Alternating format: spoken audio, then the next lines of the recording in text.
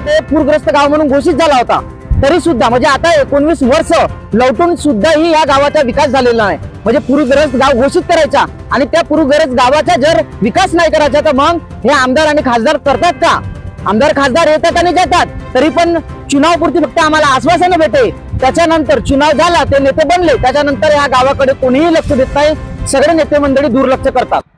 नमस्कार, मी नरेश बोपचे पुन्हा एकदा सत्य उजाला न्यूज मध्ये आपलं स्वागत आहे। या ठिकाणी आपल्याला एक बॅनर दिसत आहे, अभी नाही तो कभी नाही।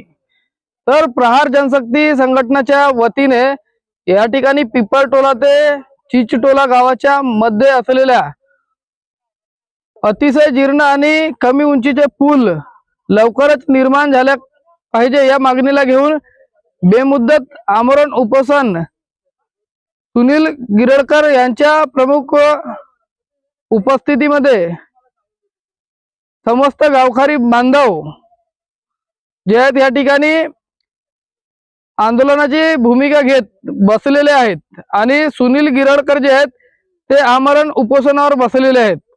तर आपल्याला दाखवण्याचा प्रयत्न करतो आम्ही की कशा प्रकारचे हे पूल आहे आणि कशा प्रकारची हे नदी आहे। आणि या ठिकाणी आपण एक मंडप बघू शकता, त्या मंडप मध्येच सुनील गिरडकर व गावकरी नागरिक तसेच आता सध्या निकेश गावड मागच्या विधानसभेत जे स्वतंत्र निवडणूक लढले होते विधानसभाची ते सुद्धा या ठिकाणी उपस्थित झालेले आहेत। आणि हा अशा प्रकारचा पूल आहे आणि हे नदी आहे। त्यांचं असं बोलणं आहे की पावसाळ्यामध्ये अनेक दिवस ह्या पुलावरून पाणी वाहत असते आणि त्यामुळे शाळकरी विद्यार्थी व सर्व येणाऱ्या जाणाऱ्यांना त्रास होते आणि कित्येकदा तरी हे रस्ता बंद असते आणि त्यामुळे शाळकरी विद्यार्थी शाळेत जाऊ शकत नाही आणि कोणीही व्यक्ती आपल्या कामानिमित्त धानोली पिपळटोला कडून आमगावच्या दिशेला जाऊ शकत नाही। अशामध्ये या ठिकाणी आपण बघू शकता गावकरी नागरिक आहेत आणि सुनील गिरडकर सुद्धा या ठिकाणी बसलेले आहेत। तर काल या ठिकाणी या क्षेत्राचे नवनिर्वाचित खासदार डॉक्टर नामदेव किरसाण यांनी सुद्धा भेट दिलेली आहे। तर आपण सुनील गिरडकर व गावकरी नागरिक यांच्याशी चर्चा करूया, काय संपूर्ण त्यांच्या मागण्या आहेत आणि केव्हापर्यंत ते बसणार आहेत। माझे नाव सुनील गिरडकर, प्रहार संघटना तालुका प्रमुख आमगाव। मी 12 ऑगस्ट म्हणजे कालपासूनच मी बेमुदत आमरण उपोषणाला इथं बसलेला आहो। आमची एकच मागणी आहे की पिपळटोला आणि चिचटोला ह्या दोन्ही गावाच्या मधामधून एक कुवाडाच नाला वाहतो आणि त्या नाल्यावर जो पूल बांधलेला आहे तो 35 ते 40 वर्ष अगोदर बांधलेला आहे आणि त्या पुलाची आताची सध्याची स्थिती अशी आहे की 1 तास जरी पाणी आला तर या पुलावर पाणी येतो आणि अतिशय जीर्ण झालेला हा पूल आहे। आणि इथून जे विद्यार्थी शहरामध्ये किंवा झाली आहे आमगाव या इथं उच्च शिक्षणाकरिता शाळेत जातात विद्यार्थ्यांनी, त्यांच्या पुरामुळे शैक्षणिक नुकसान होते। गरोदर बाया सुद्धा आमच्या गावामध्ये 15 ते 20 आहेत, त्यांना पण प्रथम उपचारासाठी पावसाळ्यामध्ये खूप त्रास सहन करावा लागतो। या पुलावर पाणी आलं की लगेच मग त्यांना 7 ते 8 किलोमीटरचा आमगाव आहे, प्रथम उपचारासाठी पीएचसी आमगाव आहे, परंतु आमच्या ते 7 किलोमीटर पार करण्यासाठी आम्हाला 25 ते 30 किलोमीटरचा अंतर पार करावे लागते। कामगारांना 200 रुपये कमवण्यासाठी आपलं उदरनिर्वाह करण्यासाठी शहरामध्ये कामाला जातात, त्यांना सुद्धा पाणी महिन्यातून 20 दिवस पाणीच असते या पुलावर। मग त्यांनी ते 200 रुपये जर कमवणार नाही तर खाणार कसं? त्यांचे खाण्याची सुद्धा वाणी येणार आहे। शेतकरी भाजीपाला पिकवतो, त्यांचे भाजीपाल्याचे नुकसान होतो, बाजारामध्ये त्यांचे भाजीपाला जाऊ शकत नाही, असे खूप लोकांना इथं त्रास होते। इतकेच नव्हे, पिपळटोला आणि चिचटोलाच नव्हे तर 6 ते 7 गावांना इथून येणाऱ्या जाणाऱ्या लोकांना त्रास सहन करावे लागत आहे।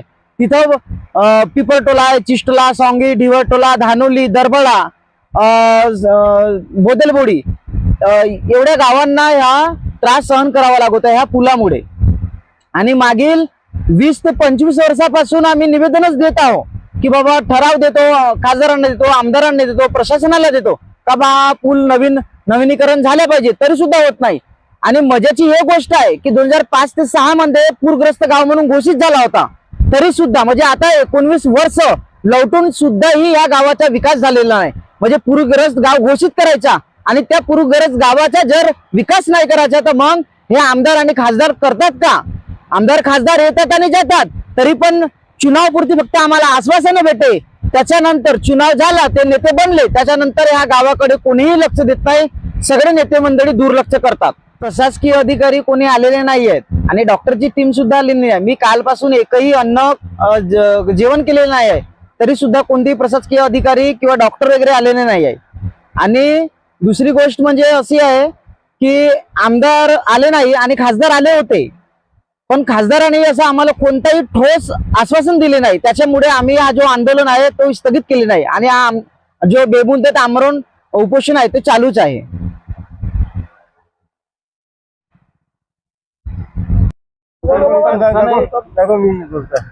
नाही असं थोडी होते. काय म्हणाल, विधानसभा निवडणुकीपर्यंत अगर जर मागणी पूर्ण झाली नाही तर काय बहिष्कार करणार का काय? हे सर, आम्ही बहिष्कार करणार आहोत, कारण की आम्हाला खूप त्रास आहे या पुण्याबद्दल. ह्या गावातून आपला गाव आहे मांगेश्री झालेला आहे. खूप त्रास आहे आपला गावामध्ये सुविधा नाही आहेत. तरी पण मी शासनाला आम्ही खूप त्याने आवेदन केलेलं आहे ना. आम्ही कार्यकर्ता आहे ह्या गावातले, आम्ही खूप धावलो, खूप कार्य केलो आम्ही, तरी पण बी काही शासनाने आमच्याकडे लक्ष नाही दिला. तरी पण आपण आता मी सांगू इच्छितो जनतेला की आज 13 तारीखला आपण बसलेलो आहोत. 12 तारखेपासून आज 13 पर्यंत आज बसलेलो आहोत न. 13ला सुद्धा कधी माग आपली तेव्हा पूर्ण झालेली नाही आहे. तरी पण बी आम्ही 14, 15, 16, 17, 18 ह्या तारखेपर्यंत जोपर्यंत त्याच्या काहीतरीच आपल्याला आश्वासन भेटत नाही, ज्या पुलियाचं काही आपल्याला समाधान मिळत नाही, तोपर्यंत आम्ही ह्या पुलियाचा आम्ही काही होऊ देणार नाही असं आपल्याला वाटून राहिला. कारण की शासनाला तर काही परेशानीच नाही आहे. परेशानी आपल्या गावकरी लोकांना आहे. तर शासनाला एवढं परेशानी असली तरी पण बी शासनचे लोक आजपर्यंत इथं आले असते. खासदार साहेब आले, त्यांना बी सांगितलं की हा कोणत्या फंडातून आहे, तेवढा आता ती जानकारी नाही येते. 14 तारखेला सांगून असे सांगितलं आहे. तरी पण बी आपल्याला कोणतंही आंदोलन करायची कमी आवश्यकता पडली तरी पण आम्ही मागं हटणार नाही. तेव्हा जसं आता समजा की आपल्याला मोठा जो आंदोलन करायचं आहे जसा पुलियाचा, तर आपल्याला मोठा मार्ग आहे आमगाव सालेकस या मार्गावर सुद्धा आंदोलन करू शकतो आपण. नाही तर रेल रोको आंदोलन हा सुद्धा होऊ शकतो. कारण की पुलिया एवढा जीर्ण झालेला आहे, तरी पण प्रशासनाला काही त्या गोष्टीची काही जानकारी नाही. युवक आमरण उपोषणावर बसले आहेत पुलावर. काय नेमकी समस्या आहे आणि आता कधीपर्यंत हा संप जे आहे चालणार आहे? बोला. तो समस्या है कि जैसे अभी 15-20 दिन हो गया, 15-20 दिन में कम से कम 10 से 12 बार डूब गया ये पुल. और हमारे बच्चे स्कूल के लिए आमगांव सालेकसा, आमगांव इधर झालिया इधर जाते, इनको तकलीफ होती ना. और सब्जी बाजी का धंधा है, माड़ी समाज ज़्यादा है हमारे गांव में पिपरडोला में, तो उनका बहुत नुकसान होता है आने जाने के. पुल तो डूबा रहता है, फिर हमको 25 किलोमीटर ऐसे घूम के जाना पड़ता है सालेकसा. तो ऐसा नुकसान है. अभी इसके साथ बैठेंगे और जब तक हमारी मांग पूरी नहीं होंगे तब तक बैठेंगे. अब कल शाम को बहुत लोग थे, बोलते कितने लोग थे यहाँ पे आंदोलन कर रहे? कम से कम 500-700 लोग तो थे शाम को. तो अभी समझ लो कोई ठोस आश्वासन नहीं मिला. नहीं, किरसान साहब भी है, उनने भी ऐसा रिस्पांस नहीं दिए ज्यादा. तो कब तक बैठोगे फिर? जब तक हमारी मांग नहीं पूरी होगी जब तक बैठेंगे. और समझ लो विधानसभा इलेक्शन तक मांग पूरी नहीं हुई तो क्या बहिष्कार करेंगे, इलेक्शन होने नहीं देंगे. हो.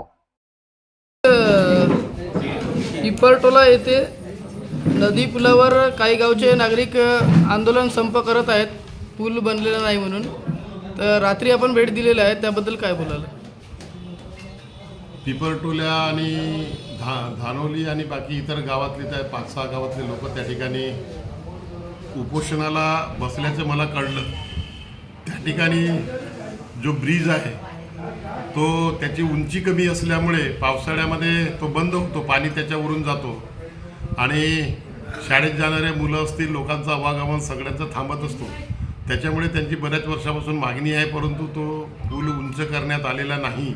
त्याच्यामुळे त्यांनी त्या ठिकाणी आंदोलन सुरू केलेलं आहे.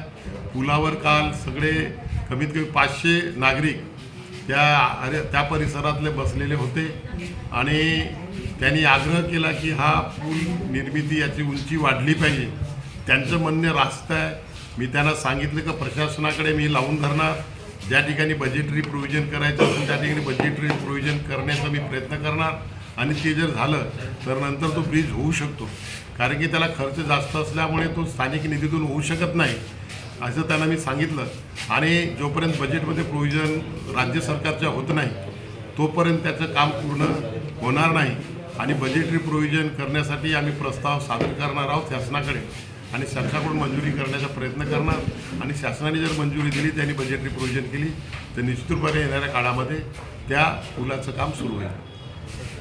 तर आपण बघू शकता या ठिकाणी उपस्थित सर्वांनी असं बोललेले आहे की जर मागणी पूर्ण झाली नाही तर आपण निरंतर बसले राहू आणि पुढील विधानसभा निवडणुकीचा बहिष्कार करू. आता हे बघणे महत्वाचे राहील की याकडे कुणी पदाधिकारी किंवा शासन प्रशासन लक्ष देणार, यांची मागणी पूर्ण होणार की हे निरंतर असेच उपोषणावर बसणार आणि विधानसभा निवडणुकीचा बहिष्कार करणार काय, हे सुद्धा प्रश्न निर्माण झालेला आहे.